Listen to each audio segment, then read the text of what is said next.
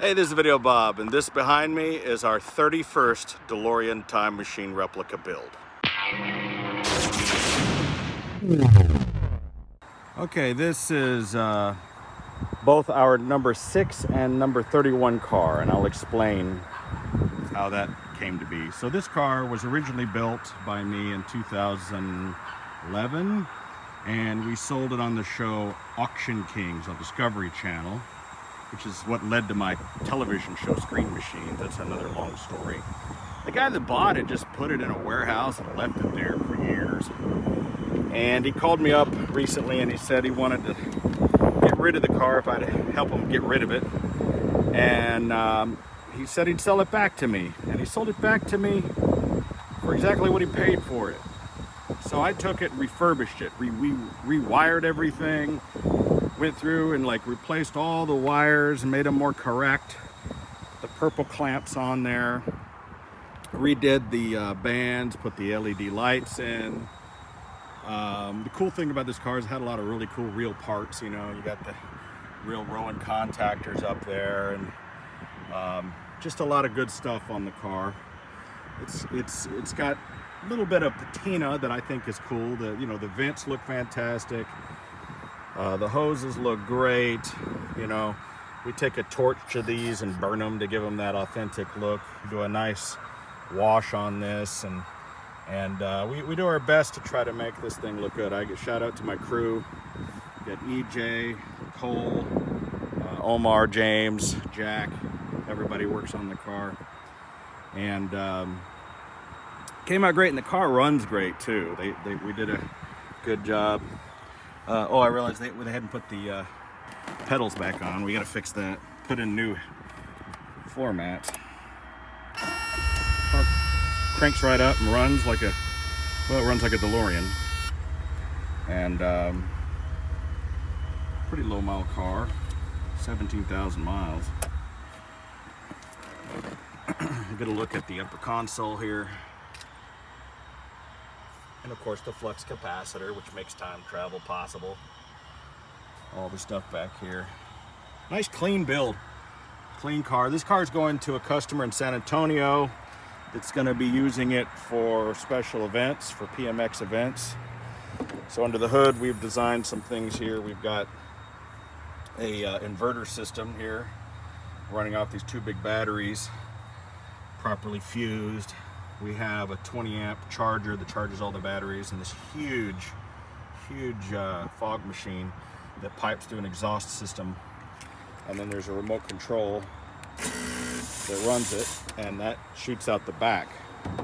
So we put fog lights in there. You hit the remote and you get this. You get a nice fog. We didn't want it blasting out real hard because it's going to be using this indoors. We just wanted a nice cool little atmosphere, because when you're doing this in a convention center, you can't have it go crazy. You know, it just has to be kind of subtle. So that's why we kind of reduced the amount that it puts out. Mr. Fusion here does its fusion thing. Put your banana peels in there. So it's a really good build. Really proud of my guys. Did a great job on all of this stuff. Very accurate. It's not screen accurate. We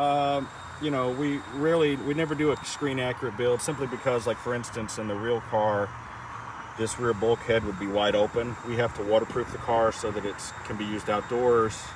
It can be washed, things like that. So there really is no such thing as a screen accurate build, being that there was 6 different cars and they were all a little bit different. But we feel like it's a good, faithful reproduction, a nice replica, and it's set up for the fans. It's going to be designed to take photos.